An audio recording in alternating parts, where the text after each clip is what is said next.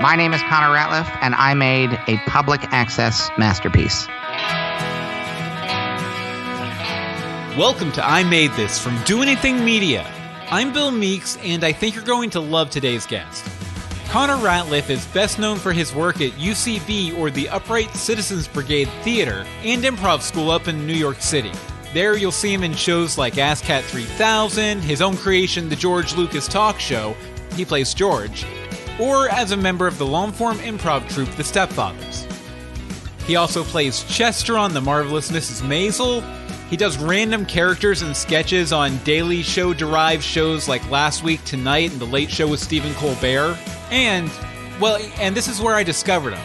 He was also a regular on every iteration of the Chris Gethard Show, a wonderfully bizarre public access talk show turned cable TV series, where Connor most famously spent an entire year running for president for no other reason than he was legally allowed to as a 35-year-old. Living the dream, right?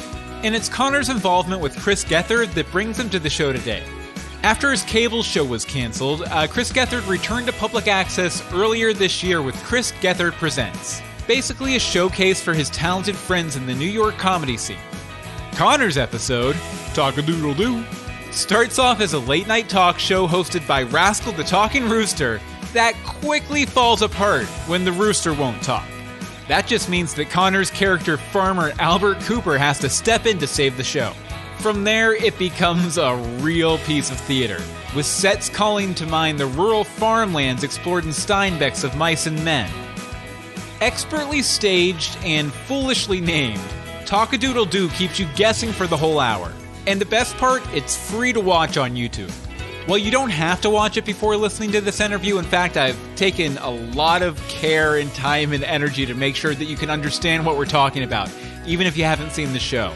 I highly recommend you go to YouTube, search for Talk-A-Doodle-Doo, and Talk-A-Doodle-Doo it. It is a treat. Best of all, in this interview, Connor goes really deep on a bigger idea he has that he wants to do in the same format as Talk-A-Doodle-Doo. It's a really exciting idea, and it was thrilling to talk to Connor about it. Now, I made this for you. Go ahead and take a listen. Connor, thank you for joining me. I've already told the listeners a little bit about the project, but why don't we start a little bit with how you came up with it? Where did you come up with this crazy idea? Well, I was actually on Sebastian Canelli, who plays Rascal the Rooster in Talk-A-Doodle-Doo. Brilliant performance. Ladies and gentlemen, I'll give you Rascal the Talking Rooster.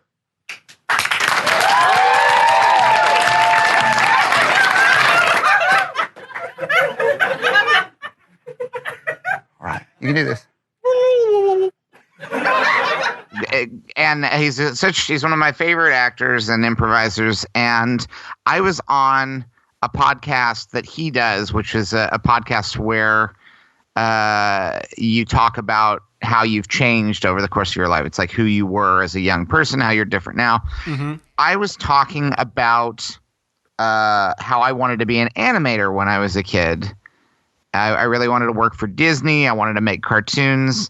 And the more I grew older and learned more about what it would actually entail to be a professional animator, I had a cousin who worked for Don Bluth Studios. And Don Bluth he's the guy who did An American Tail and The Land Before Time and The Secret of Nim. Oh, wow. But by the time my cousin was working for him, he was doing movies like A Troll in Central Park and a movie called Rock-A-Doodle, which are the less acclaimed Don Bluth movies. Like he had a run of like real classics, and then they start to taper off in terms of popularity. Mm-hmm. And Sebastian was laughing at the title Rock-A-Doodle. Rock-A-Doodle is a movie about a singing rooster.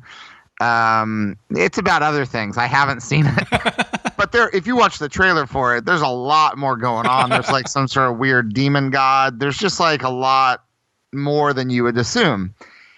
Edwin always enjoyed reading his favorite book, but tonight he's really getting into it.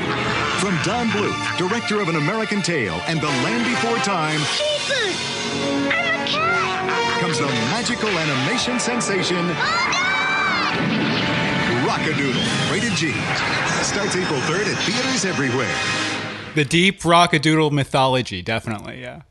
Honestly, I need to see the movie, given the fact that it sparked this other thing. I think it probably would be, and my cousin worked on it, and I like early Don Bluth, so I might as well check this. I do like Don Bluth animation. I like the animation in his movies. But Sebastian said, he made a joke that he's like, it's about a singing cheese doodle. And I started making fun of him that when he heard Rock-A-Doodle, that he thought of a cheese doodle rather than Cock-A-Doodle-Doo. Uh-huh. And I immediately pitched an idea for what I was thinking would be like a talk show, but like a character talk show. Or really at first it was just like a one-man show called Cock-A-Doodle-Doo, where Sebastian would dress up like a rooster, walk out center stage, make the cock-a-doodle-doo noise, and then just talk for an hour. Just monologue as a talking rooster. And then I was like, no, I want to be in the show, so I'll be the farmer. I'll like enter and I'll be like your sidekick on the show. And then I was like, oh, we could have guests. They could walk on and you could talk to them. And originally I was just thinking of this as a show that we could do at Upright Citizens Brigade Theater. Yeah. And then I kind of put it out of my head. I think that was like January or something. And then Gethard started doing this Chris Gethard Presents show at Public Access. And I knew I was going to at some point do an episode of it. So if you want the real comedy, the comedy that looks like the stuff you'll see on stages all over New York City, you come here. You want the stuff that's not overly sanitized. It's right here. Chris Gethard Presents, bringing you the best comedy New York City has to offer. Every Wednesday at 11 p.m., starting June 26th. And originally I had pitched an idea to them that was a completely different idea, which I might do at some point down the line. And it got approved. And then there was like, your show will be in October. And so this was like in the summertime. Like, you're going to have this slot. Does that work for you? And by the time the email came around to actually formalize what I was going to do, I said, I actually have a different idea. And specifically what I was thinking, I've been keeping up with watching the various episodes of Chris Gethard Presents and what different people were doing with it. Oh, yeah, and everyone's doing such varied things. Yeah, I was looking at them and thinking, like, I really like this thing that they're trying with this, or I like that thing. And I got it into my head that I could, there were a couple of episodes that were a little bit more scenic, a little bit more theatrical, as opposed to just doing like a talk show format. Mm-hmm. And I thought, well, I really liked Riley's episode. Riley Soliner did an episode called Klon. My fleet of Klon children and I, we will land on the edge of this beautiful crater. And my Klons, they will exit the rocket and they will build me a moon base. Like a new moon office, just for me, to dream up the best snacks for you. That I thought was really ambitious. And I was like, I want to do something ambitious. I want to do something that's like fully like a stupid idea, but done with full dramatic commitment. Because I think that's where what I find funny is I think there's a style of doing certain kind of comedy that is very popular, but and I like some of it, but I find it hard to do personally, which is when the comedy is a little bit sort of winking, like, isn't this stupid? Yeah, kind of like that anti-humor, anti-jokes, that kind of thing. Yeah, but it's a little bit like, I think it can be like a defense mechanism that it's like, I want you to know that I think this is stupid. So if you don't in case you don't like it, I'm with you. Yeah. If you judge the joke, that's not a judgment on me kind of thing. Yeah, and I'm not totally adverse to that kind of escape hatch in comedy, but I just find it easier to fully commit emotionally. So that it's not like, isn't this stupid? It's like, this is the most important thing that's ever happened. Like, there's a remove that doesn't, I can do it, but I don't get any satisfaction at it. Like, I could do a kind of thing where it's like, isn't my character kind of an idiot? Or like, isn't it, like, I know how to do it. I just, when I've done it, I don't feel very, good about it. Like, it just doesn't it doesn't scratch the itch, So I had this idea that I thought, well, what if I do the Talking Rooster talk show? But then I was like, well, I wanted it to be really emotional. And then I didn't intend originally for it to be an homage to One Froggy Evening, the Warner Brothers cartoon. I had sort of outlined the whole thing before I realized that that's what I had done, which is, if for people who've seen that classic Warner Brothers cartoon. Yeah, I was going to say, maybe refresh us a little bit on. Yeah. One Froggy Evening, if you haven't seen it, I mean, if you have seen it, you'll recognize it immediately. It's the one where a guy finds a singing, dancing frog, and then he can't get it to perform in front of anyone except him. So he rents out a theater, and the frog just sits there like a frog. He shows it to agents and managers, and the frog will just sit there. But whenever he's alone, the frog sings, "Hello, my baby. Hello, my honey." Just like is a marvel of entertainment. And then decades later, he became the mascot for the WB. That's right. He became. They gave him a name, Michigan J. Frog. But basically, that's what it is. Like, it's basically if this is true, what else is true? Like, there's no moment in that cartoon where he communicates with the frog or talks about, like, why are you doing this to me? He's just sort of despondent and eventually, like, gets rid of the frog, and then we see it repeat again in the future. Yeah. So I was really more just like, what I wanted to do was a drama about these characters and how they'd, like, hurt each other and what they were scared of. Mm-hmm. There's a little bit of a risk, I think, to it in the sense that in the first half hour, it just feels like a talk show where things are going wrong. Yeah, it felt very sort of gaggy, but like I was okay with that. I'll give you Rascal the Talking Rooster.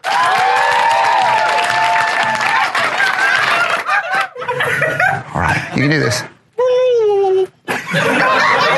And then all of a sudden, it just completely flips, and it just blew my mind. Yeah, and I think if the show had just been the talk show where the rooster won't cooperate, it wouldn't have been enough to hold my interest. But I still wanted it to be good. Like, I still wanted it to be. I wanted to get a good guest. I wanted to get a good musical guest. I wanted it to still be good, so that people wouldn't think it's. I didn't want people to think it's a bad show. But I didn't mind if for the first half people thought, oh well, this is fine. Yeah. So we really did like put in effort to, the first half of it. I'm presenting it, and I only promoted it in advance as it's just the first talk show hosted by a talking rooster. Clock, because you're in luck. Next week on the CGP, right here on your TV or whatever device you're using to watch me right now, we're going to bring you something you ain't never seen the likes of before in all of TV history. It's a little show we're calling Talk-A-Doodle-Doo, and it's the first ever TV talk show to be hosted by a talking rooster. Because I wanted people to be surprised. I wanted the second half to feel like completely unexpected.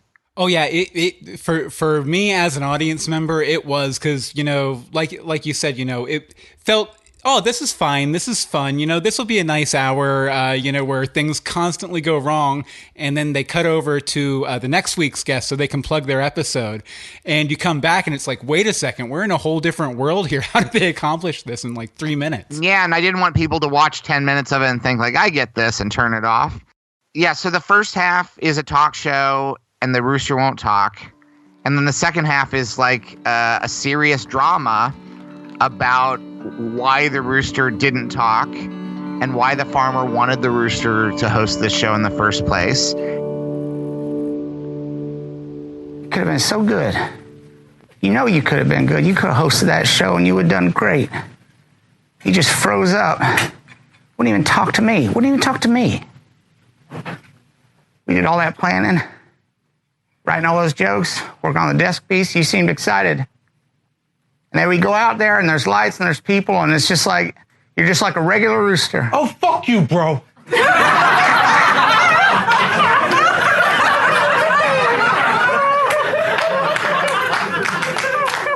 And by the end of it, you sort of understand why everybody did what they did. It also ends in a way that like is hopefully surprising to people that like I think most people were surprised that it ended with a song. Like I just think that they were like, "'Cause God gave me a rooster who could talk, and that made me believe I was the cock of the walk. Never stopped to think how it felt for you.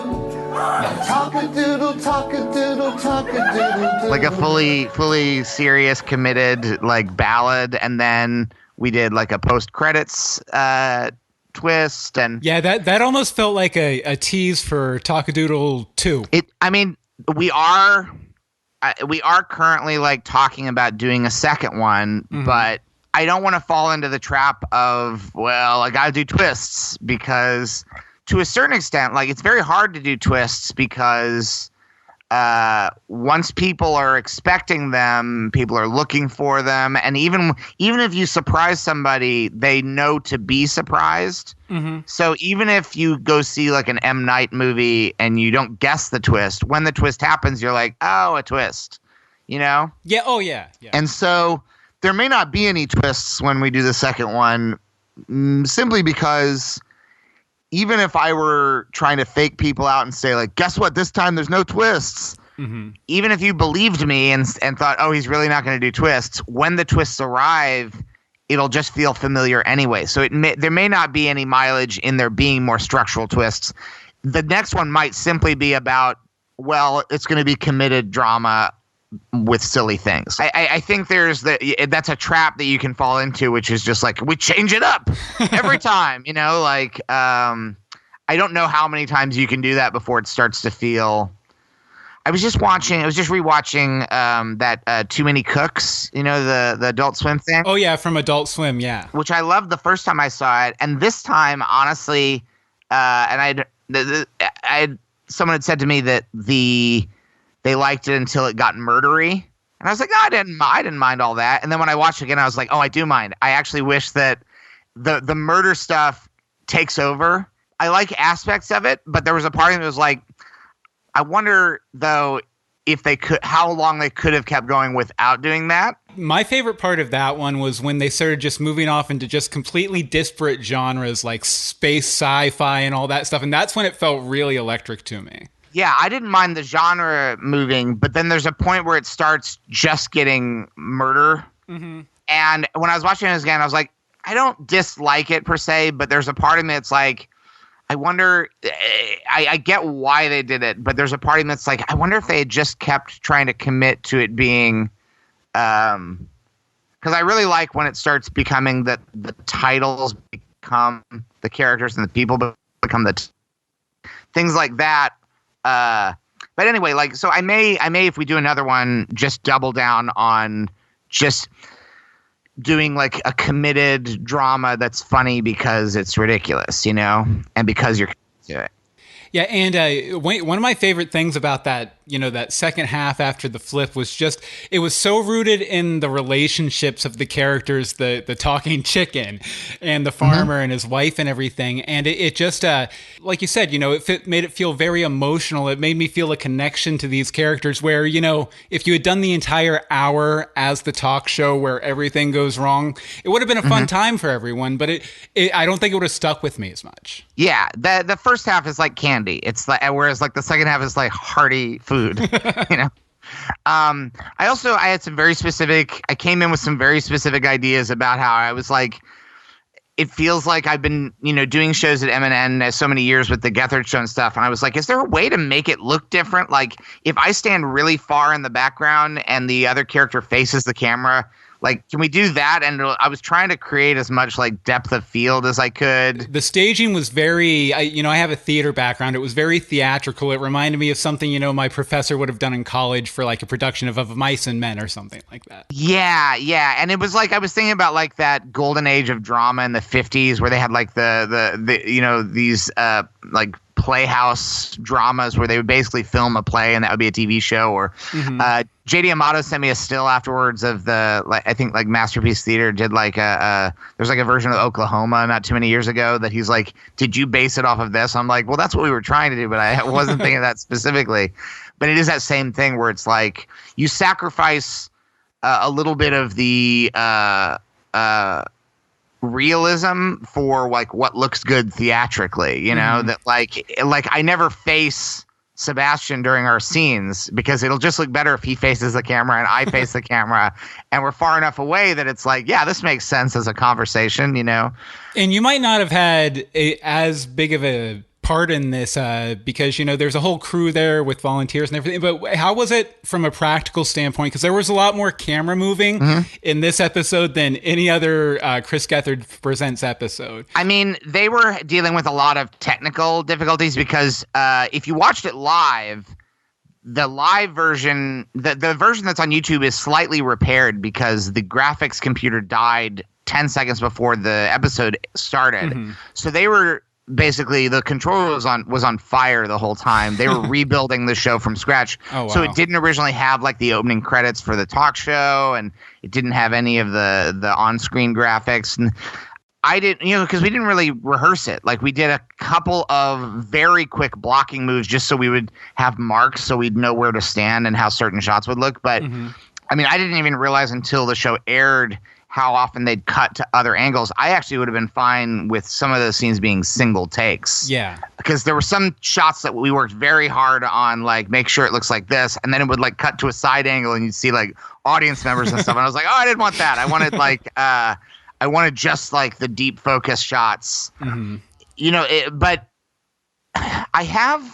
I'm sort of trying to use this episode as, like, a demo for a show that I want to do in the quote unquote like real world of like TV shows, because I've had an idea for a number of years for a kind of show that and I pitched it around a few years ago because I feel like, as someone who, like, I'm sort of like been at UCB for about a decade, and there's a certain kind of improv that you don't see anywhere because most of the time, like, the best example of it might be like in like the Christopher Guest movies where you use improv as a way of like making a finished product. Yeah. And there's a lot of emotion in those movies.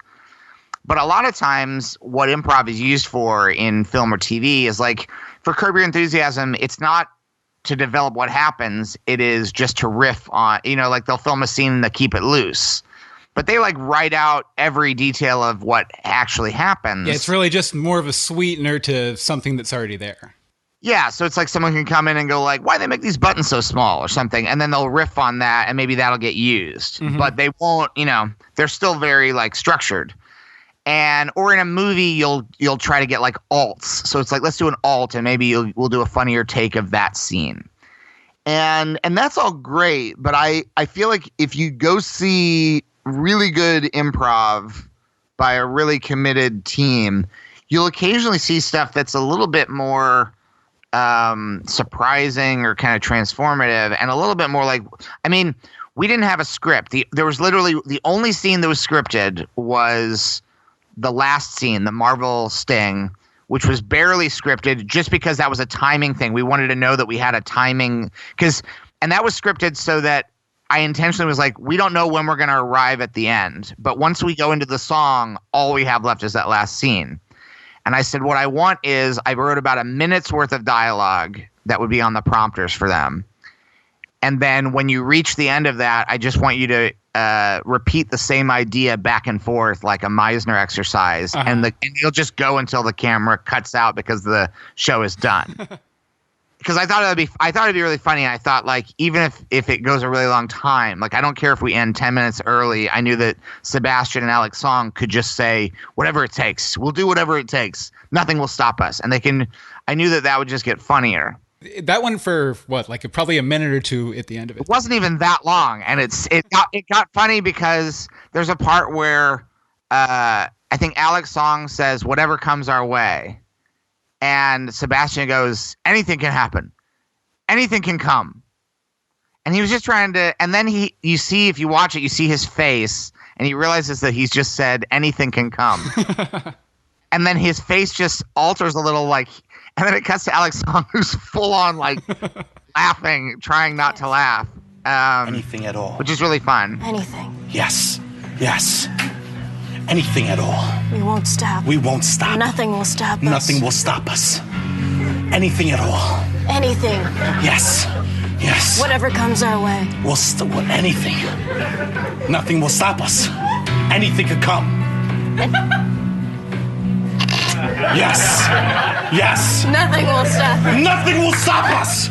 Anything. But all the other scenes, like Alex Dixon, literally all we had was a structure of here's what's going to happen in these scenes. Like Casey, you'll come in with the mail and you'll have these letters, and then I'll give a monologue. Like literally, that monologue I give at the end, all that was on the structure was just like the farmer gives a monologue. Oh wow! And that none of it was written. We just got to figure out what choice we're going to make.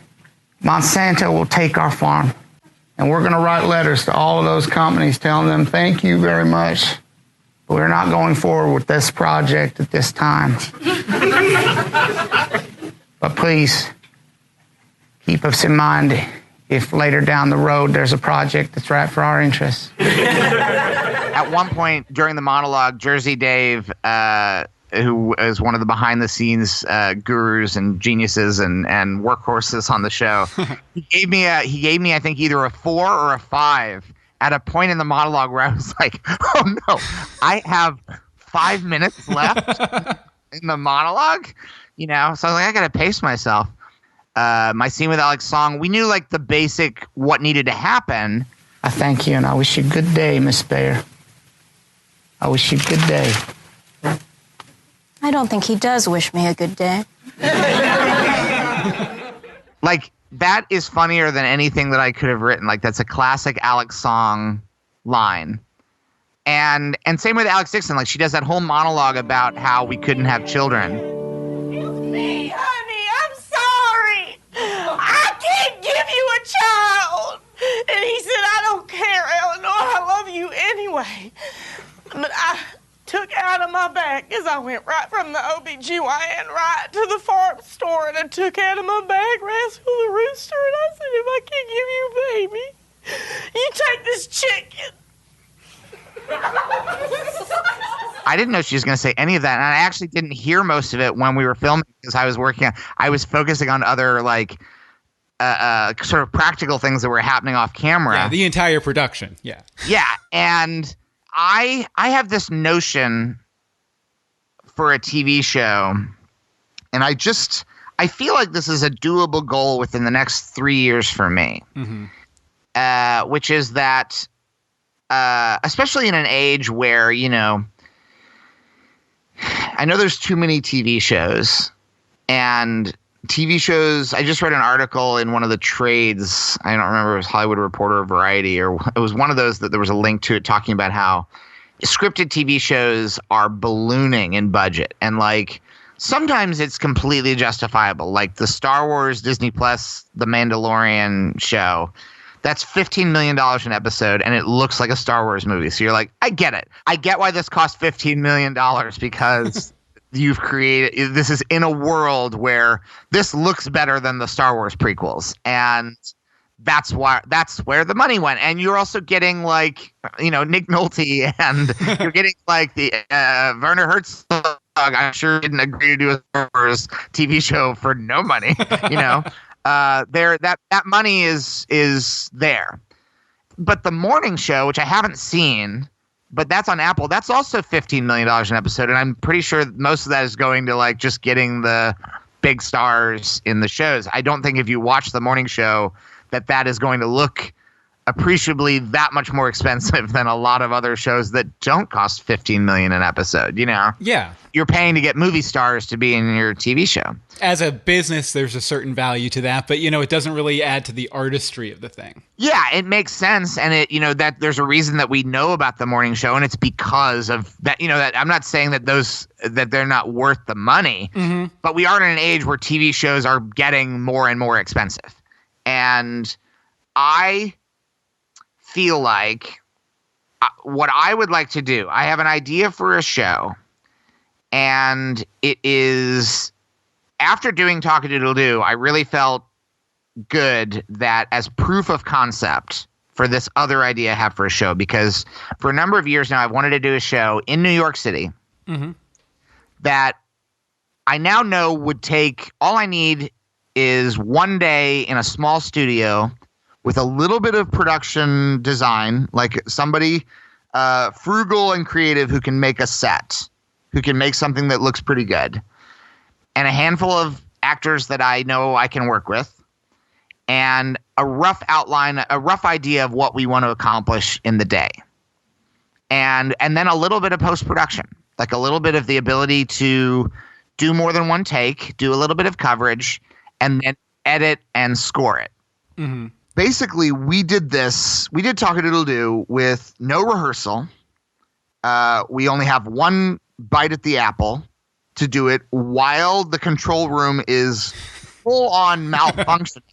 And we're doing it with like a studio audience that is kind of, we're having to, like, the camera movements are being dictated in large part because people are literally sitting everywhere on the floor that a camera isn't currently located. Yeah, so kind of the deck stacked against this going off without a hitch. Yeah. This is like the worst possible. I mean, in some ways it's the best because I was saying to Gethard afterwards that, whenever people do like things like noises off, like things that are like backstage drama, whenever someone does something that's set in the world of live TV or, like I'm recurring on The Marvelous Mrs. Maisel. And in that show, there's constantly things where like a show is happening, but like things are going wrong behind the scenes in ways that if they in real life never really happen, or they happen once, people talk about things that have gone wrong on Saturday Night Live 40 years ago. Like people are still talking about and then Elvis Costello switched what song he was going to do. And it's like, that's how infrequently things really go wrong behind the scenes. Yeah, but people probably have that in their heads, though, because when it does go wrong, it always makes for a great story that gets repeated for decades. Yeah. But this really genuinely did have the feeling of like, we started, and from the very beginning of the show, we had people off camera just gesturing like, Phil, cover, they were just like, keep going, Mm-hmm. So this is like that's exciting and fun. And that's part of the reason for trying something weird like this is that's what CGP is, like this great sandbox where people can try, and that you can actually do things that are risky, because if they fail, they'll just, nobody lost a fortune. It's just like, an experience. Come back next week, try again. Yeah.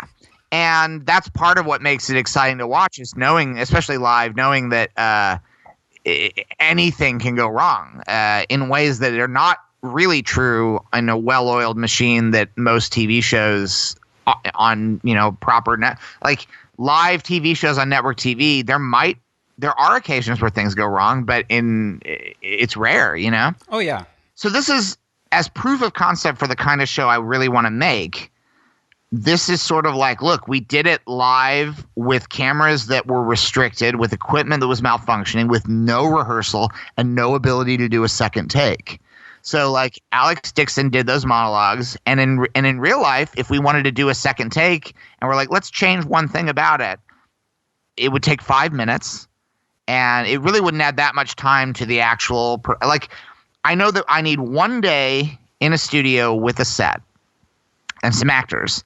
And what I'm hoping to do is find someone who let me make 5 to 10 episodes of television with the kind of talent that I have access to in New York through the people that I've worked with.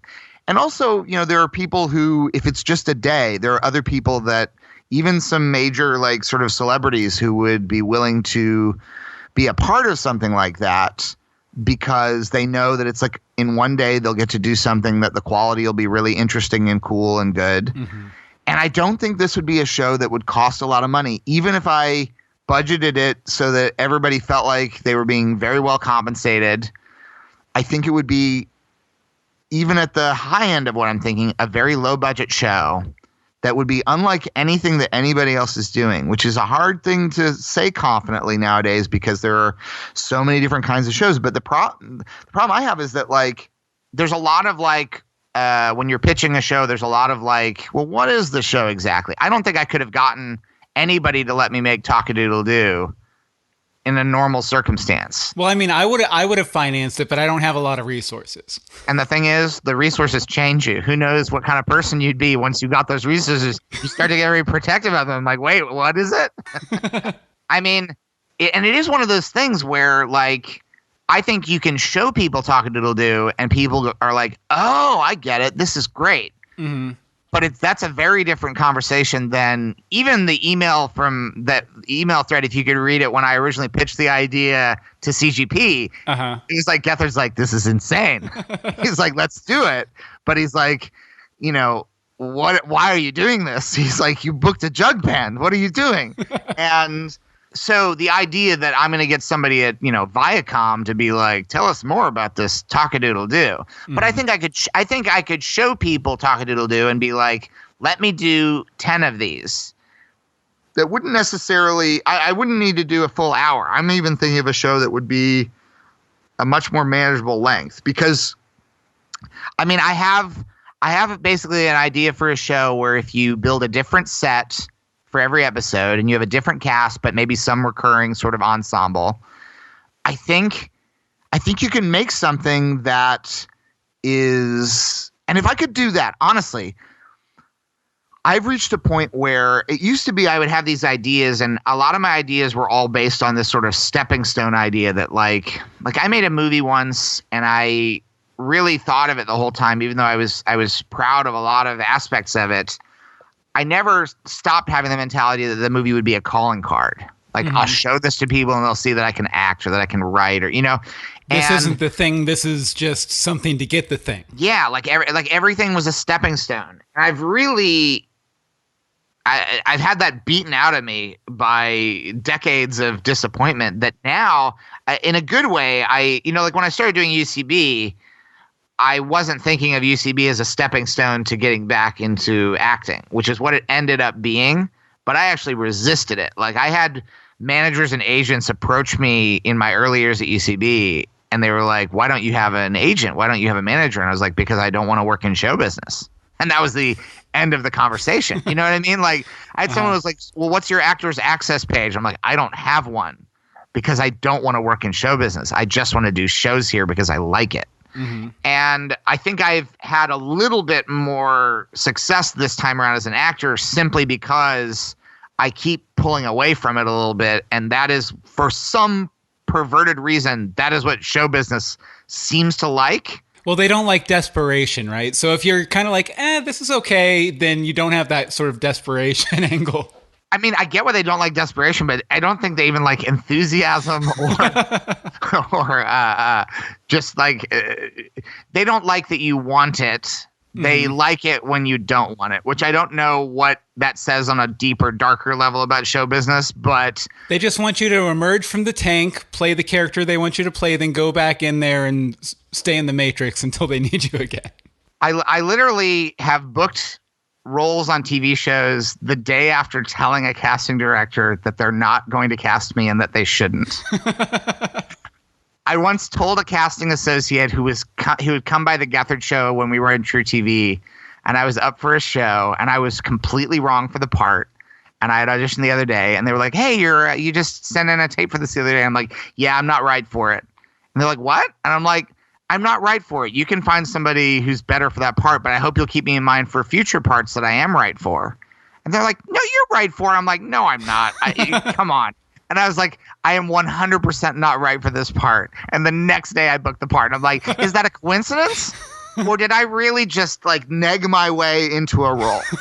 That's one of those things where you're like, I'm going to learn the wrong lesson from this. I'm absolutely going to learn the wrong lesson from this. When I signed, I've had a manager for a few years, but I didn't have an agent until recently. And when I went in for the meeting with the agents, I went into this agency, all I told them were stories about things that I'd done wrong over the years, including that I was like, I told them I didn't like having an agent before when I was in London, and that I started throwing auditions because if I didn't like the play, I said I mastered the art of doing an audition that was good enough so that they would think I was a good actor, but wrong enough that they would think I wasn't right for this job. So that I didn't want them to think I was a bad actor, but I didn't want them to cast me in this play that I didn't like. Yeah. And I would do that instead of telling my agent I don't want to go up for this. I would go in for the audition, and I would I even did an audition once where I this was in London, and it was for a play, and it was for an American character, and I made my accent not quite as convincing an American accent. You walked back your natural American accent. Yeah, I sort of did my version of what British people trying to do an American accent. So I would make the other British actors sound better, because I went in and I was sort of like, well, darling, I don't know why I would be doing this. And I was sort of like... Yeah, I've noticed British people, they'll also get a little nasal like, oh, yeah, I know. Yeah, you know.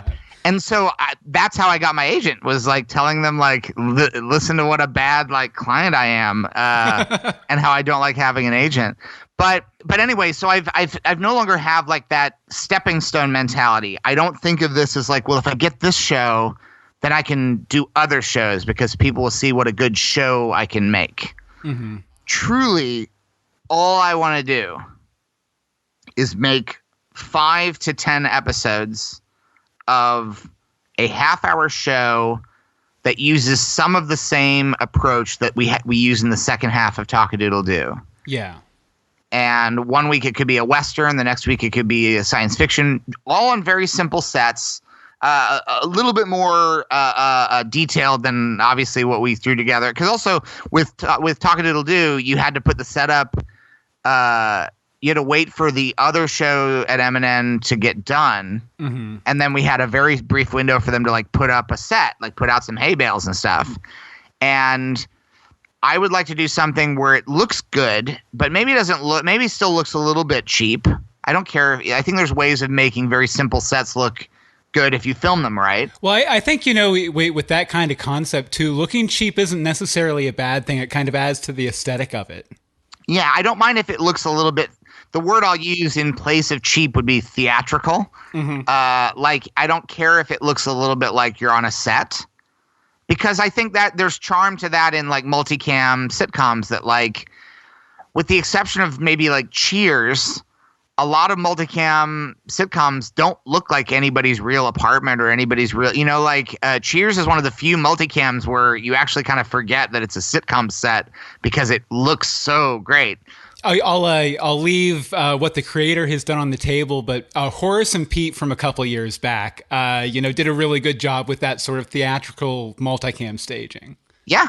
And and that is also a show that I think is a genuine point of inspiration, in the sense of like, just because it looks like a dumb sitcom set doesn't mean that the scenes can't be like fully committed, like, I do think that like, it is like we are in a weird period in terms of not to take us down a rabbit hole, but like, that is a work that I think is likely going to be a little bit forgotten because of all the scandals and things. Yeah. It was already a little bit off to the side, but like the Laurie Metcalf episode of that is something that I think people should study in terms of like what a TV show can be. Oh yeah, because that's the one that starts with her having the big monologue about having the what was an affair with that farmer guy or whatever. Yeah, great stuff. And it's also like an inspiration in the sense of like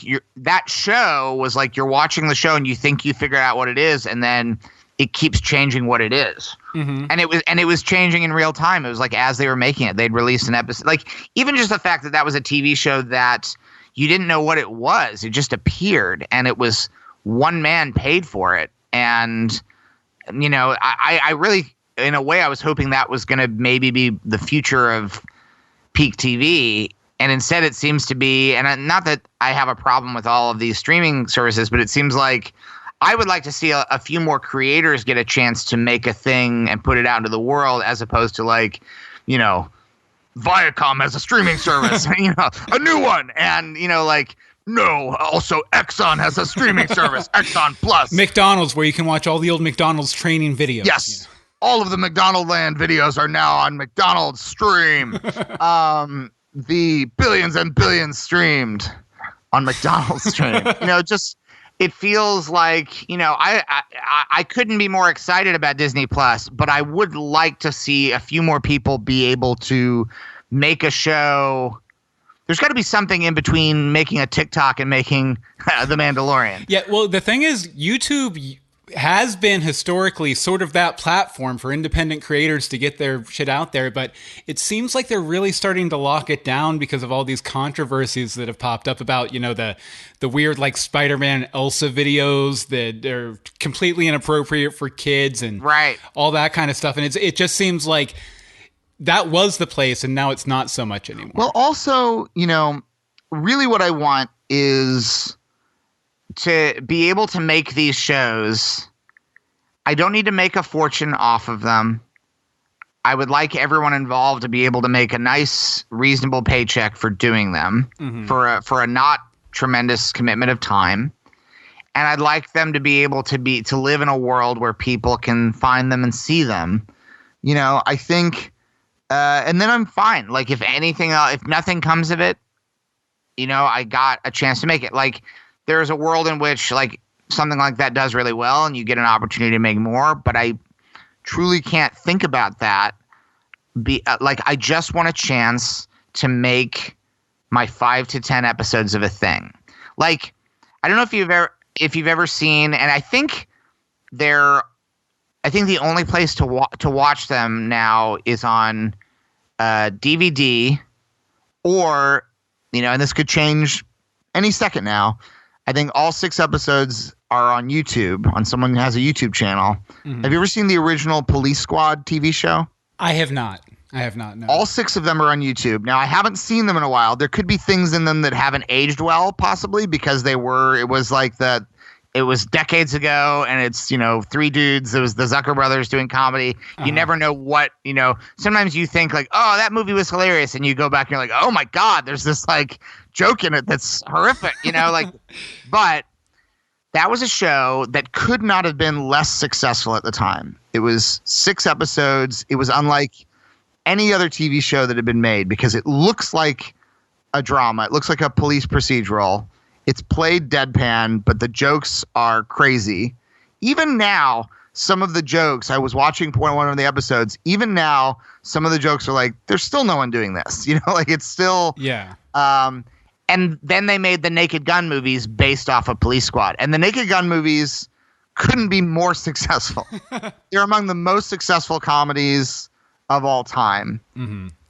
And still, the TV show is obscure. Like, it didn't make those 6 episodes that much more popular. Yeah, basically, the TV show lives on as pretty much just a trivia question. Yeah, it genuinely is like if there was a Beatles EP that came out before the first before Please Please Me, and still no one had heard it. Like, even they did 6 songs that are as good as anything on the White Album, and it has like 8,000 views on on SoundCloud or something, 8,000 listens. But I don't care about making the Naked Gun. I just want to make Police Squad. I want to make 5 to 10 half hours using while I'm still, if not in my prime, close to it. Like, while I'm still operating at a decent level of, because I do genuinely think about this, that like I'm in my mid 40s and I'm still sort of getting started, which is terrible because comedy wise, I'm already nearing the point where historically people begin to get less funny and less good. Well, you don't need to worry about it because Bob Newhart was 35? Oh wait, you're older than that. Never mind. Yes. You start running out of people to compare yourself to make yourself fit, to boost yourself up as you walk on. Yeah, because I also don't, I have a decade of work that you can find. It's just all at a very obscure level, that like I started doing stuff on the Gethard Show in 2011, so you can start to see things around that time.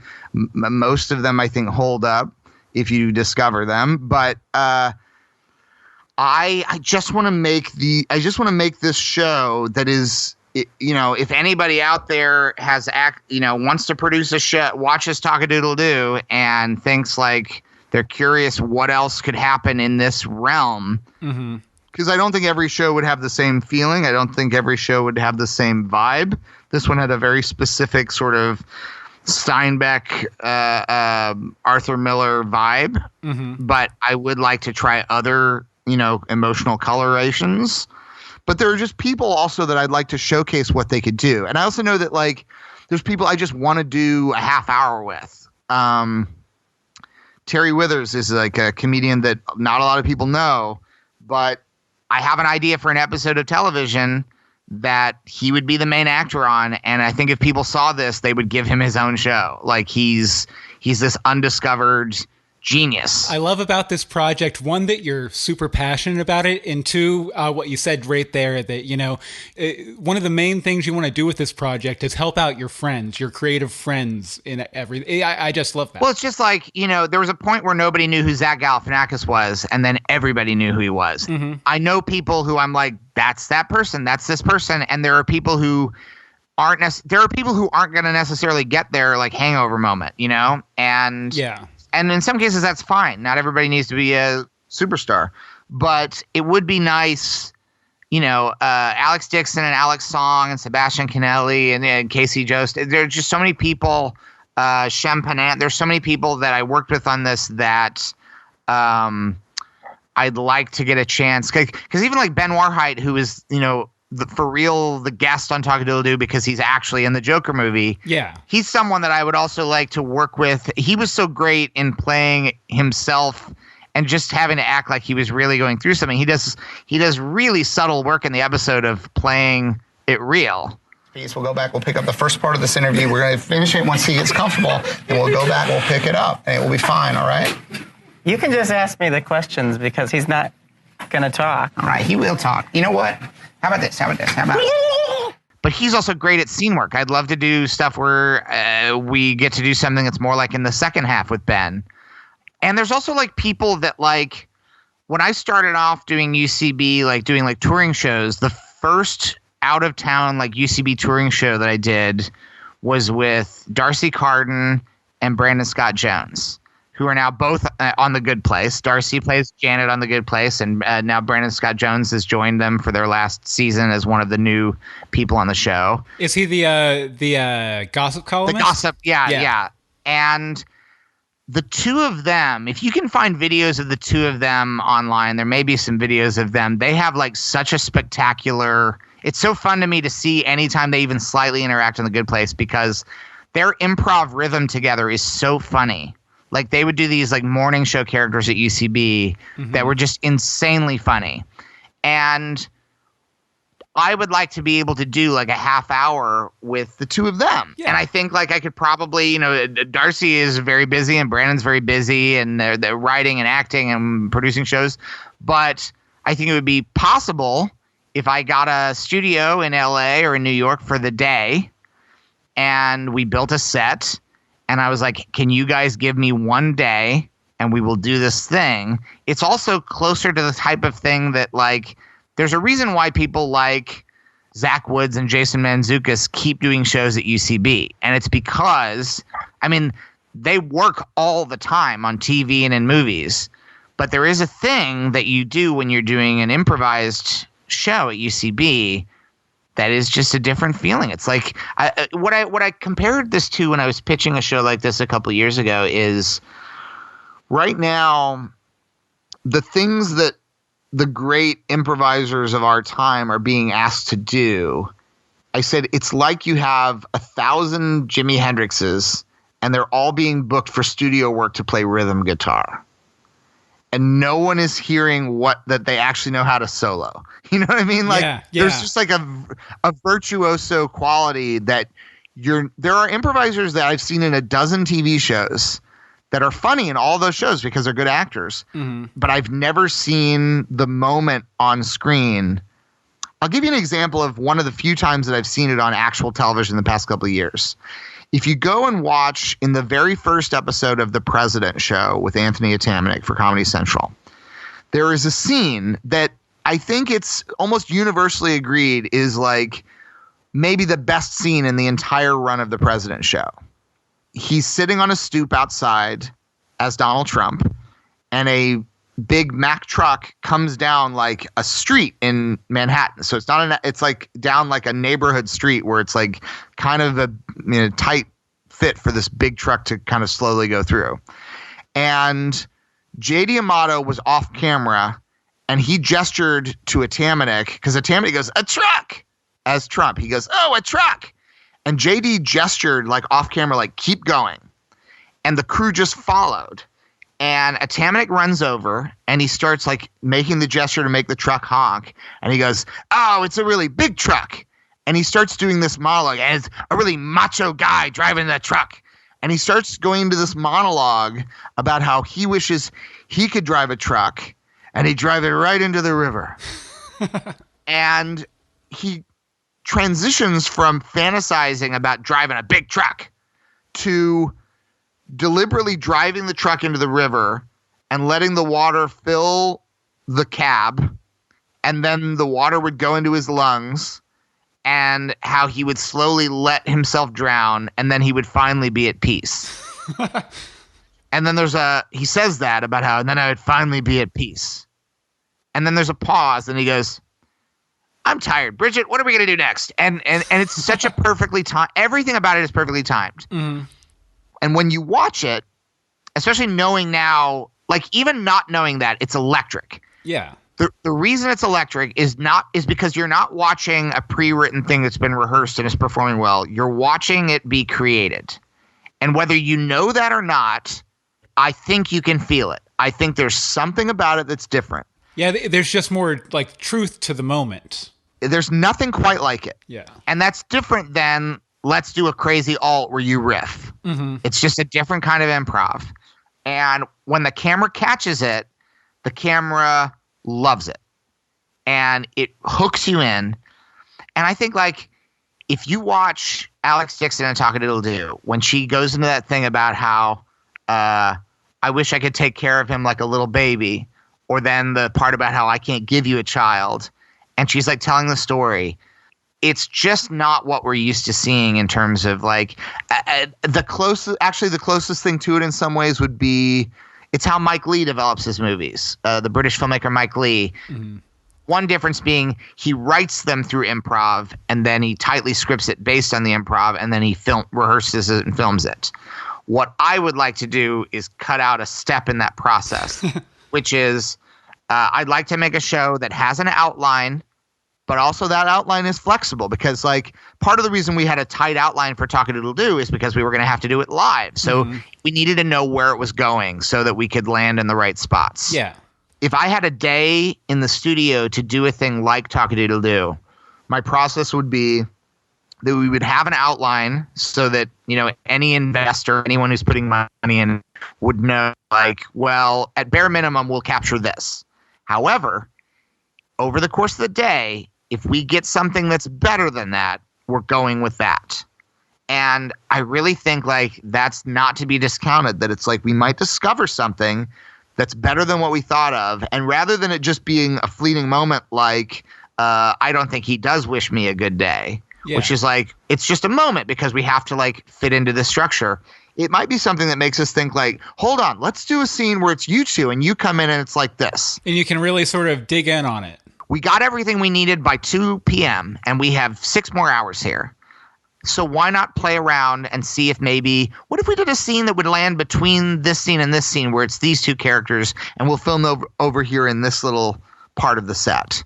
And we can fade to this. Or like maybe we could, that part you're talking about, maybe we can flash back and we can see that. Why don't you shave your beard and we'll film that scene and it'll be like it's a flashback because we've done everything else we need. So like extreme side coaching.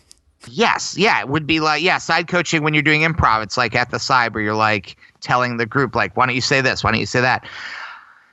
Because I feel like there is just a world of very funny and talented performers who don't always have to be funny. These don't have to be, I don't think of these necessarily as being like 10 hilarious half hours. There might be some of them that are very sad. There might be some of them that are very, I was always a fan of, and you can't find it anywhere. There was a show that Tracy Ullman did on Fox that it was a show that the Simpsons got its start on. And sometimes they'd have scenes that would not be funny. They'd just be like a little dramatic. They would take a dramatic turn or something, or they would, and it's like, I kind of miss that as a possibility that like because honestly, like, I genuinely wasn't sure whether Talk-A-Doodle-Doo was funny. I realized once we started doing it, like, oh, of course this is funny. Mm-hmm. But I really didn't care. I was like, maybe this won't be funny, but I know it'll be interesting. And then you realize with a studio audience, you're like, oh, they're finding everything funny. Mm-hmm. Now, if I did this, I would probably, in most cases, not have a studio audience. And the thing that would replace the laughter that people like is a score, like a musical score, which is also a thing that makes everything better. Like, there's almost no movie or TV show that I love where the music isn't like at least 50% of the reason why it works. Like, if you take the music away from a show like The Leftovers, it's just suddenly not as good a show. Yeah, and a lot of piano players were out of a job. Or just one very fast-fingered piano player. Oh, man. Honestly, the dream would be to do the show and get Max Richter, who did the music for The Leftovers, to do like an equally committed. Honestly, I could do 5 to 10 episodes if they would just let me use the music from The Leftovers. Talk-A-Doodle-Doo with that like that very like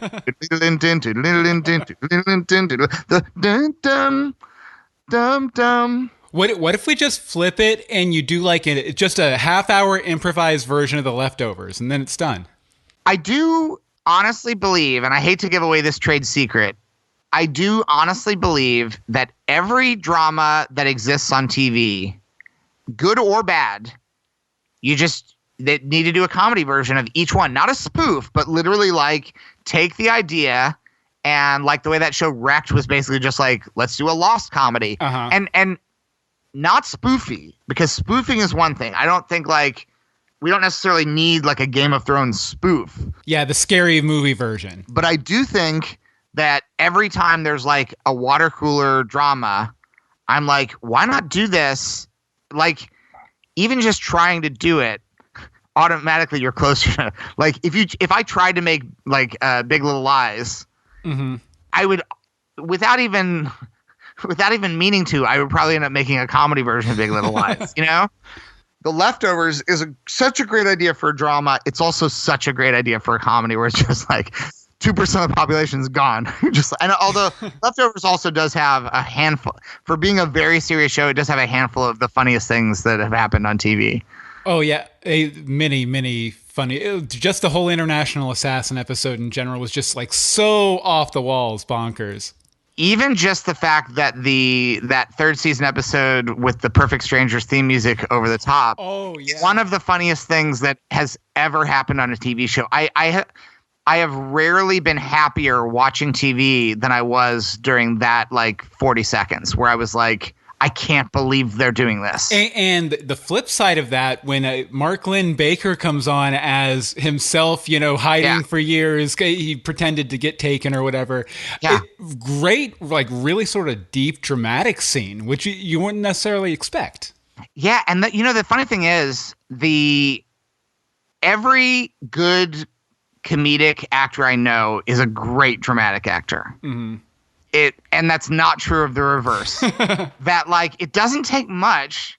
All you have to do is just not be funny. And you tell a comedy person like, don't be funny, and they're like, all right. Mm-hmm. And oh, okay. Whereas you tell a very like, I know, like you could almost name any comedian and I would have an easier time getting a dramatic performance out of them than if you gave me a very serious actor like even like a Daniel Day-Lewis or something like that. If you're like, make Daniel Day-Lewis hilarious, I'd be like, I'd rather make Carrot Top dramatic. It'd just be easier. Not that, I mean, obviously I would love to do a comedy with Daniel Day-Lewis. I think he would be really funny because he is funny. Although he isn't done, with the exception of, I mean, the end of There Will Be Blood is one of the funniest scenes that anyone's ever done. So that's maybe a bad example because he is so funny in that. That scene at the end of There Will Be Blood is a scene that I would often reference when I was trying to pitch this show. Is like, that is a scene that, I believe it was tightly scripted, but if you told me that they improvised that on the set, I would be like, I believe you. Where it's like, you have a milkshake and I have a milkshake. And then by the end of it, he's like throwing bowling balls at him, and he's like, I'm finished. Yeah, that totally feels like, they sent an intern out for milkshakes, and then they were just sitting around the set. Yeah, and they're like, Paul Thomas Anderson was rolling. They weren't even, this was a different movie's bowling alley set, and they were on break, and somebody started rolling the camera, and David Lewis was like, you have a milkshake?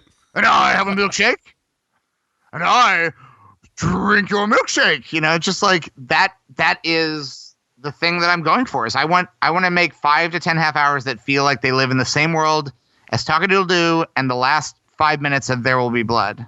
So are you married to, going sort of the traditional route, getting, like a Viacom or a, I don't know, Apple Plus to do this? Or would you consider crowdfunding or something like that? I may end up doing it. Honestly, if I have enough conversations with people over the next year and I can't get anybody to produce it, then I'm just going to do it myself, I think, because I feel like you can't wait for people at the, I certainly can't. I don't have enough time left. I feel like we lose too many works of art to years of meetings and maybes, and I don't have time for non-creative people who aren't willing to take a risk on something imaginative to make up their mind as to whether or not they want something. Yeah. If somebody is down, if somebody watches Talk-A-Doodle-Doo and they like it, then they want to make something interesting that's good, and that's low risk, because the kind of money this would cost, even if we splurge, would still be the kind of thing that I think smart business people know how to make their money back on it just through trickery. Yeah. Trickery alone. Like, I don't claim to understand a lot about business, but I know that there are tricks that people do. Because it's trickery. Like when people say like, well, we made this movie, but before we even sell a single ticket, we've already made our money back through selling the foreign distribution rights and product placement and these things. I'm like, oh, you made money on a thing that you haven't shown anybody? Those are tricks. You've done trickery. I've heard it said that the most creative department in any studio is the accounting department. Yeah.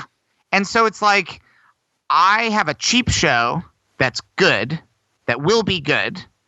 And I think the biggest hurdle that I'm going to have to overcome is that I need to find people on the business development side of things who are happy being the visionary who's confident enough to be like, we took a chance on this thing and it's great, and you get your glory afterwards, as opposed to the kind of development or executive or business person who instead gets that feeling from like, we give a lot of notes while we're, because I do think that like, it's not a coincidence that like the one TV show in TV history that has like a known deal where we get no notes is also maybe the most successful, which is The Simpsons. Their deal was, we don't get notes from the network. Yeah. And it's like, it worked out, guys. Like, why haven't you tried this a second time? Just another one of those cases of referencing before, too many cooks. Right. Yeah. That it's like, if I got a producer, if I got a studio that was like willing to let me make this show, I would never stop singing their praises for how bold and gutsy and visionary they were to let me make the show. Mm-hmm. I'll drop their name constantly. I'll constantly be talking about like, they let me do this because they're cool as fuck. You'll take their kids to soccer practice, whatever. Yeah. It's interesting. I was reading a little bit of Bob Iger's memoir, and he was talking about Twin Peaks, and he was talking about how when he was the head of ABC when Twin Peaks was originally on, he was also the guy who canceled it. But he said about how when they did Twin Peaks, it opened up filmmakers like Lucas and Spielberg were suddenly willing to have conversations with ABC because they were like, we thought it was really cool that you did Twin Peaks. So it is one of those things where it is like, you do draw talent to you. Like you make a cool thing, you'll draw cooler people because they see the cool thing. That's like, even if the cool thing is seen only by a handful of people, it is the kind of thing that's like, oh, we noticed you did this weird thing. Like it does draw in people who are like, oh, you let somebody make a thing that's like this. It helps their brand as, sort of like a cool experimental place that lets different people try out things that might not hit. Yeah. I just want like somebody to let me make it. Well, that's another David Lynch thing, which is David Lynch made the movie Dune, and it was like a big flop. And then he wanted to make Blue Velvet, and Dino De Laurentiis was like, well, I'm going to have to give you notes if you're going to make this weird movie. And David Lynch was, I don't want notes. I don't want any notes. I just want to make the movie. And Dino De Laurentiis said to him, if you can make the movie for below this amount of money in the budget, I will give you no notes. And he did it. He figured out a way to make it at a lower budget level. And it's, it's a perfect movie, and everyone acknowledges it's a perfect movie. Mm-hmm. That is what happens when you have like a bold, brave person on the producing side of it who's willing to be like, take a chance on something that's like, all art is risk. Any creative endeavor could go wrong some way. I feel no worry about this show because I know if you give me a day with these people in a room, I know we can come up with something that will be good. I know that in the worst case scenario, it'll be an easy salvage job. We can edit together something that will be really good. There's no way that it's going to end in disaster, even though we're going in with only the slightest roadmap. Yeah, and the nice thing about it too is there's, like you said, there's such low overhead on the entire thing. I mean, past the planning stages, you could probably have the entire 5 episodes done in a couple months. Oh, I could get the 5. I mean, depending on how we ramped it up, I could get them done in a week. Mm-hmm. It'd be a nightmare week. But if someone was like, we need you to do 5 half-hour episodes and we need them by next week, I'd be like, okay, let's buckle down. Like we can, but it would be very low overhead. It would be very easy and simple to do. In the worst case scenario, you'd make your money back and no one would really care about the show. Mm-hmm. In the best case scenario, you make something that means a lot to a lot of people and the right kind of people. It's sort of like you can aim to be a massive success, and there's lots of different ways to that. But like, I wouldn't mind having like just a decent cult hit and have it be a thing that keeps getting discovered in different ways. Yeah, there's obviously we all have to make a living, we all have bills to pay, but at the same time, like making something you can be truly proud of, is the best reward you can really get. Because also huge success fades no matter what. Like you can talk about how like Police Squad, almost no one's seen it. Hopefully people will check it out on YouTube because it is fun. They do a thing in it that's like they have a celebrity guest star in every episode, but they're literally just in the opening titles, and a car pulls around the corner and that actor rolls out with like a knife in their chest. Mm-hmm. And that's their only appearance, and that's the guest star for that episode. There's so many things in it. But the thing is, like, if you look at a show like Family Ties, which was a big hit in the 80s, it was what made Michael J. Fox a star. Mm-hmm.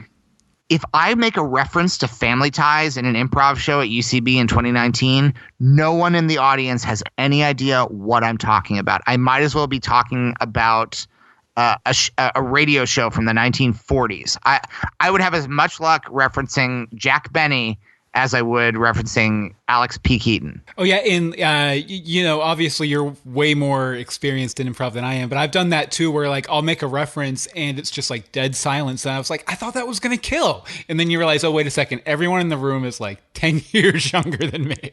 Yeah, you can make a reference to Avatar and people don't know what you're talking about because you're just like, I was 5 when that came out, and you're like, okay. It would be like expecting me to if I was, if when I was, 16, someone had made a reference to like The Sting or The Conversation or something like that. I'd be like, what? And, like that movie came out when I was born, So, and then my point being that like, you can make a TV show and, 10 years from now, Game of Thrones will be this thing that like was big and everyone, who was there will remember it. But people who are 8 years old now aren't necessarily, they'll have to choose to decide to watch Game of Thrones and then watch it. Yeah. These things in our culture, they're flashes in time. So getting hung up on whether or not like everybody watches your thing is really just like, it's a meaningless pursuit, except if you really want a lot of money right now. I just need enough money to survive. I I don't need to have a lot of money. I'd like to have a little more money than I have, but if I can make it by with a few months cushion, I'm fine. I don't need to buy a bunch of things, but I would like to make these 5 or 10 episodes of an unnamed show, Untitled Connor Ratliff Project. I want that to be the official title when it launches. That would be a terrible title, because anytime I've ever done a show where the person announcing the show has decided that I'm a big deal and they announce me to the audience, they realize very quickly that what they are holding is a very personal point of view that is not shared by anyone else.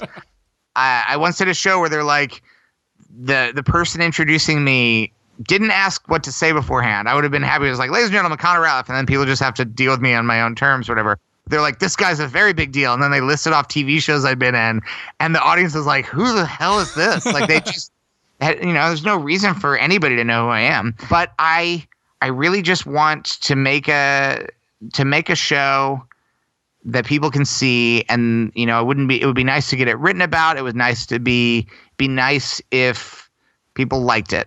Mm-hmm. But it's more the having it and being able to point to it, but you can make a TV show and people forget, and it's fine. People also, it's weird because success, so much of my subject matter in comedy, it's been pointed out, has to do with success and failure. They're the main themes that I find interesting. Even like Talk-A-Doodle-Doo is all about success and failure and what it means to, like, it's a show about people who fail and fail again, and their failure was in pursuit of trying to save themselves from a bigger failure. Mm-hmm. And at the end of it, the message is that you just have to try something else. It really wasn't even, if at first you don't succeed, try again. It's that sometimes you need to try something else. Mm-hmm.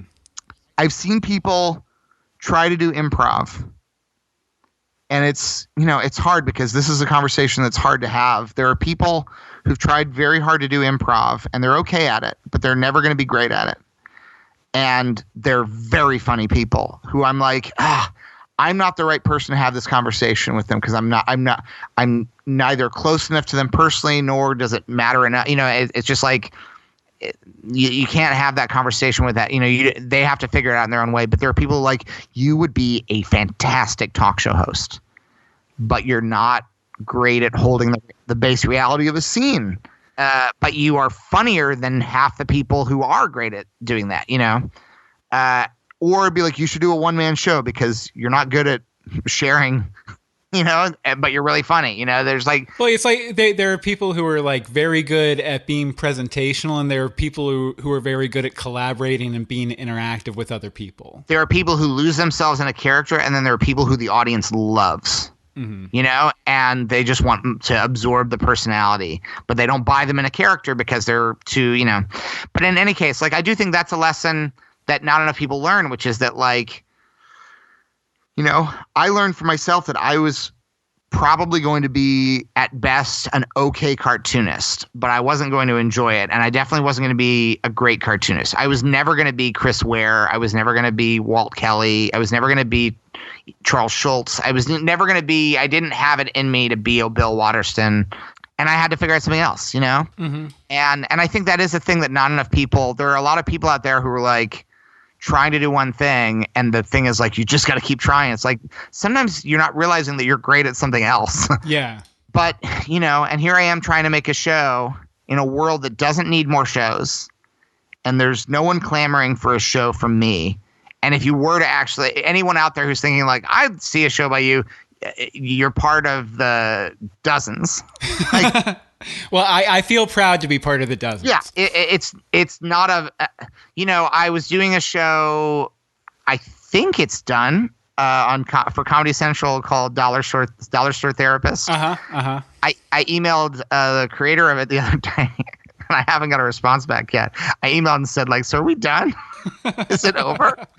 Because it just stopped. Like, we were doing them every couple months for a while, and I was looking at the numbers. You can see the numbers. Mm-hmm. I was like, these don't seem like great numbers. And then I haven't heard from them since like June or July, and it's November now. So I thought, I think we're done.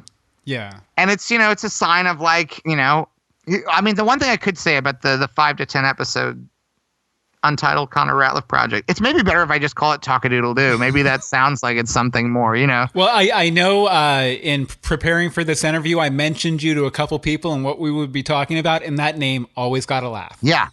Maybe it's better if I just call it Talk-A-Doodle-Doo, even if we don't do an episode that ever involves Rascal the Rooster. And it's just like, you know, the Twilight Zone didn't mean anything before, or Black Mirror didn't mean anything until like the title it's like a vessel that you fill up with meaning, you know? Or you could have the rooster be the Rod Serling of it. The Rod Serling? Yeah. These are all just stories in the mind of one rooster. The one thing I could say about it is nobody knows who I am, and I'm not a draw, and I can't bring the numbers.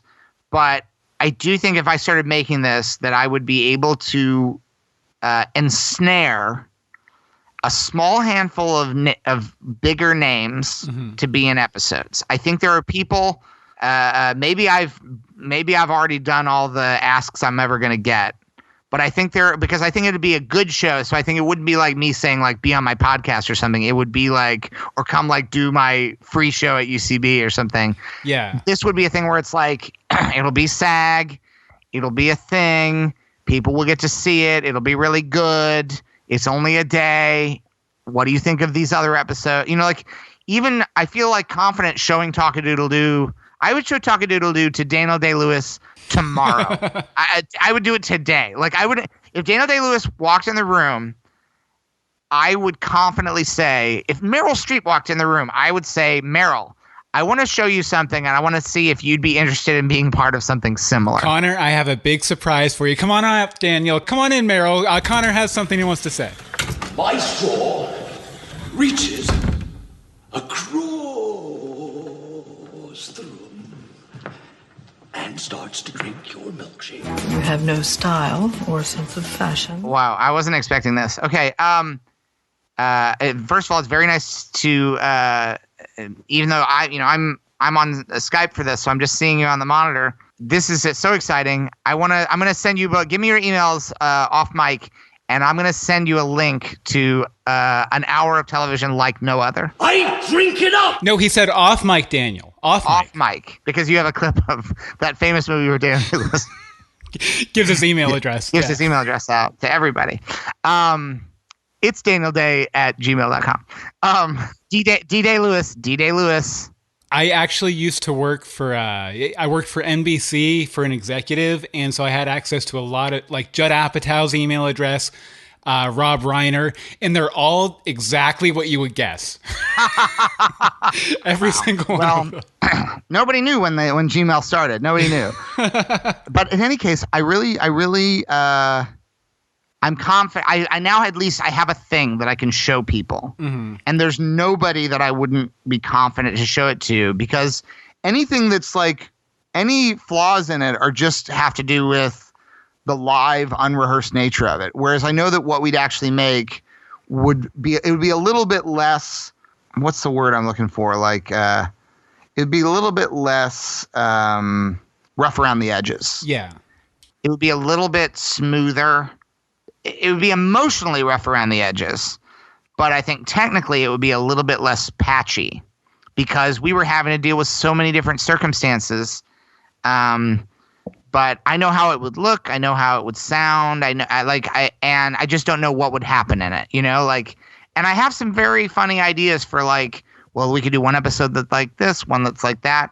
So it really is just like, the more people I can show Talk-A-Doodle-Doo to, and the more we can, you know, I would like it to start getting a few more views on YouTube. My hope is that gradually people will discover it a little bit more because it's just sitting there. My fear is that people will watch the first 5 minutes and think, I know what this is, and not see the whole thing.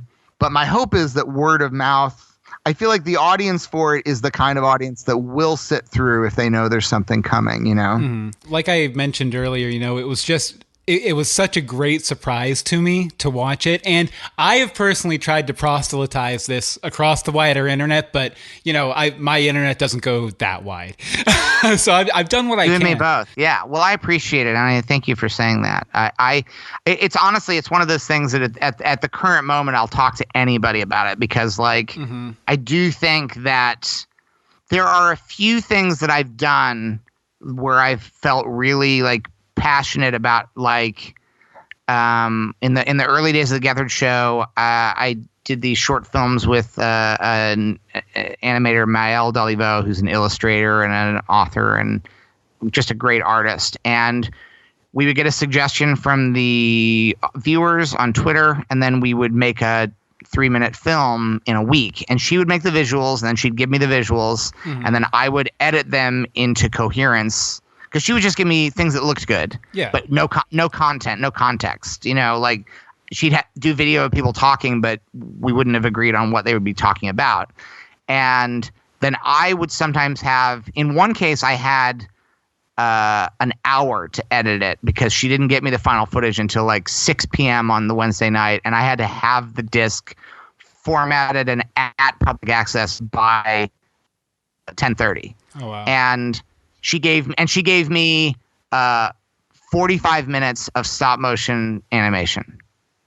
And it was heartbreaking. I had to edit it into a 3-minute. Oh. It was devastating because she did an insane amount of work. Mm-hmm. And she's like, here's the footage. And I'm like, Mael, how am I supposed to decide what to not use in this? It all looks good. We can make a 40-minute movie. Who knows what will happen? I haven't a clue. No one knows what will happen next. It all depends on you. Can't see round the corner when I'm going round the bend. No one knows what will happen or if this madness will ever end. And those films, which were called The Lone Cornmeal Machine, which you can see on YouTube, and I think they still probably have views in the hundreds. They're very low viewership for what they are. And this is a fun fact. John Mulaney was on the show in one of the first Gethard Show episodes, and he pitched The Lone Cornmeal Machine to Lorne for SNL. Oh, wow. There was a brief moment in which it looked like The Lone Cornmeal Machine was going to go directly from episode 8 of the Chris Gethard Show on Public Access to Saturday Night Live. It was going to be like the new Milton or Ambiguously Gay Duo or something like that. Yeah, it was going to be like TV Funhouse or Mockies or any of those number of digital shorts. And obviously did not happen. But those films are a thing that I genuinely was for a number of years, I was trying to develop a kids show or something where we could do a similar kind of thing. Because I looked at it, I'm like, this is something that when you look at it, it feels very accomplished. And I haven't really had anything like that for a while, where I felt like I wanted to make more of it. And I feel like with Talk-A-Doodle-Doo, it is a calling card to, so I guess I have fallen into the trap of a stepping stone type thing. But it is just towards an end, which is I just want to make 5 to 10 half hours. Mm-hmm. Now, if someone comes to me and says, we'll give you 4 or you must make 11, I'm just using that as a general guide for the fact that I'm not looking to make 70 episodes of a thing. Yeah, or 20 seasons and 3 reunion specials or anything like that. If that were to happen, great, but that's not part of my vision or goal for it at this point. That really is just I will be happy if somebody is willing to take a chance, and it's a very small chance. It's just the odds that you'll lose money are very low. The odds that you'll make a fortune are also very low. But it lands right in a place where it's maybe for a lot of people it's that, that's just not worth their time. They want to make everything's got to be, we want to make a fortune, as opposed to do you want to spend a little bit of your time making something that you can point to and say we made something really different, You just need to find someone who wants to experiment and doesn't care about money. Or isn't in a position where because I'm not asking people to risk a lot. Mm-hmm. The people that I want to help out making something like this, it really wouldn't be I mean, this show would be a rounding error on most shows. Yeah. Like the budget for this would just be like what they spend doing, their extra stuff, It really wouldn't be much. And, I'm a big believer in that when you do, I don't believe in karma necessarily, but I'm a big believer in the idea that like there is something to certain kinds of success do lead to other things. Like you make Police Squad and then later on you get to make The Naked Gun or something. Like there was a period where Judd Apatow couldn't get any of his pilots made because Freaks and Geeks and Undeclared had both been considered flops. He's like trying to make a TV show with like Jason Segel or Seth Rogen, and executives are like, we don't want these people. And within 5 years, these are major movie stars, and Judd Apatow is making these hit movies, and it's like any executive who couldn't make this work in TV form didn't know what they were doing. There's just no way that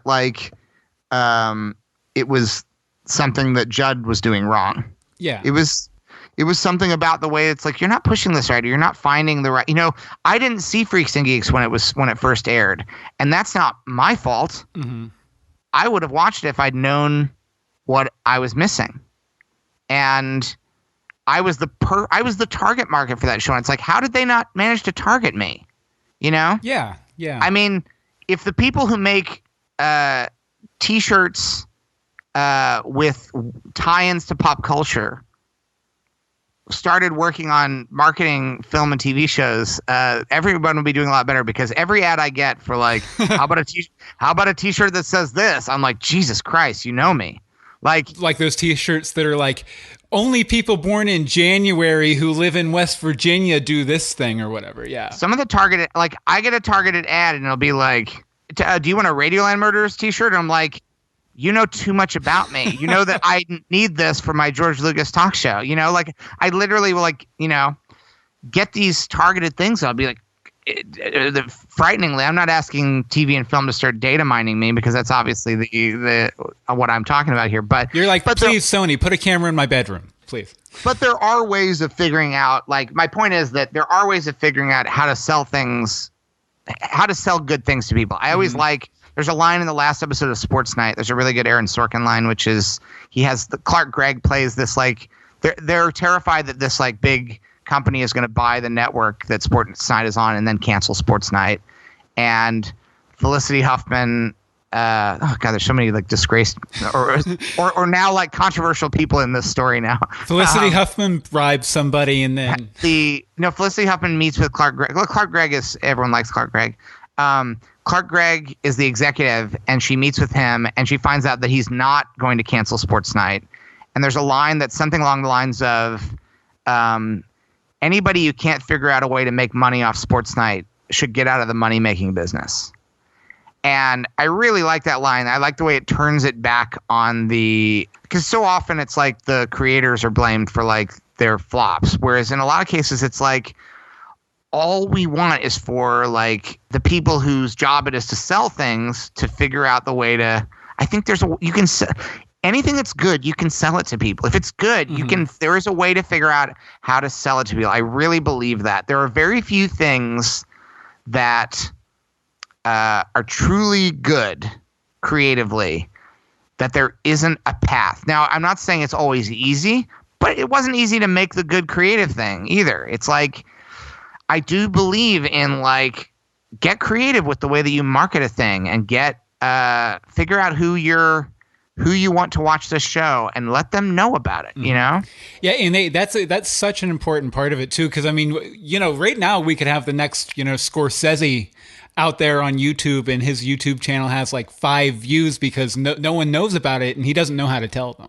Yeah, he knows how to be Scorsese. He doesn't know how to be the person who sells Scorsese. Exactly. Also, it's just like, when you think about like George Lucas, no one was interested in the merchandising rights for Star Wars, so he kept them instead of selling them because no one was thinking that this was a way to, and he was thinking this is a way to make the movie more successful, is that there should be toys of these. Mm-hmm. And that's the reason those movies are big. Those movies would not be as big if there were 0 toys. Yeah. And that was the guy who was creating the movie also figured out, well, here's what we can do. interestingly, since then, there's this great documentary series on Netflix about each episode's about like the toys we grew up with or something. I can't remember what it's called, but there's an episode about Star Wars toys. And I did not realize that then when Star Wars Episode 1 came out, they sold licenses to everybody, and everybody wanted to buy a license to make merchandise off of The Phantom Menace.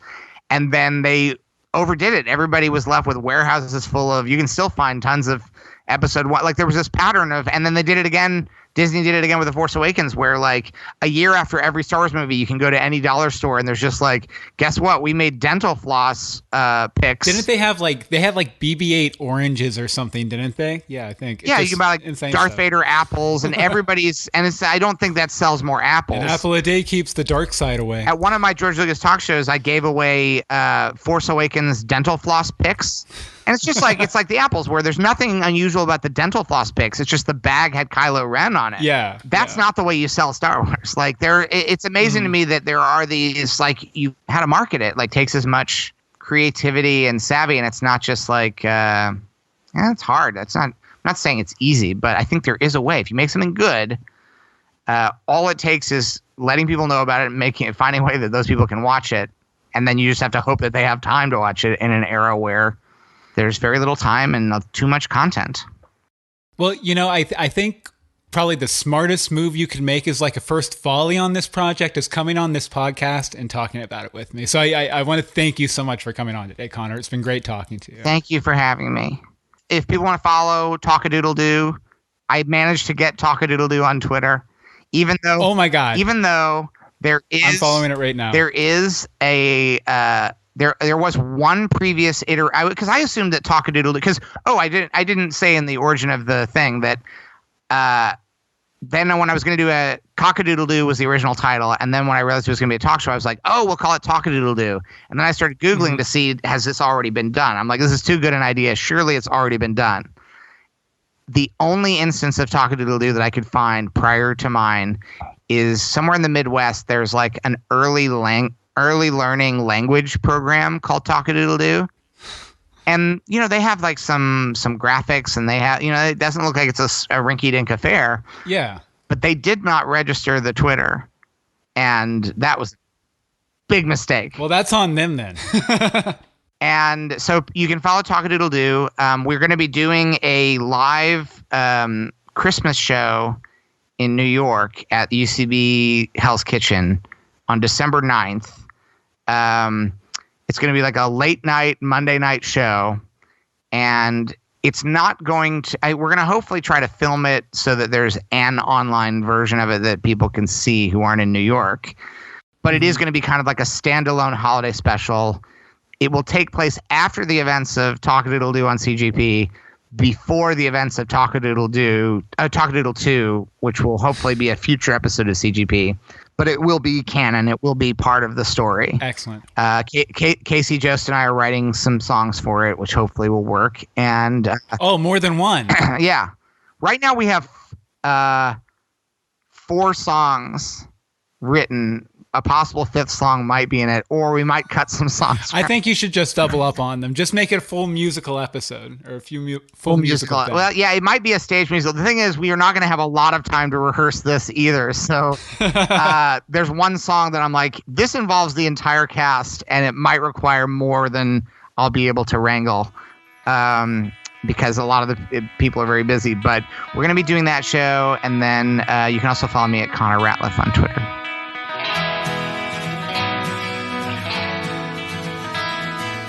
Thanks for listening to the show. If you have your own big idea you've made a reality, we want to hear about it. Let us know by emailing imadethis@doanything.media. We'd love to share your project, or maybe even talk to you about it. You can follow the show at imadethisshow, all one word, on Twitter, Facebook, and Instagram. Again, that's at imadethisshow. Subscribe on Apple Podcasts, Spotify, Stitcher, or on our website, imadethis.doanything.media. Again, that's imadethis.doanything.media. And if you do subscribe, make sure you leave a review so we can shout you out on the show. I'm Bill Meeks. Thanks for listening.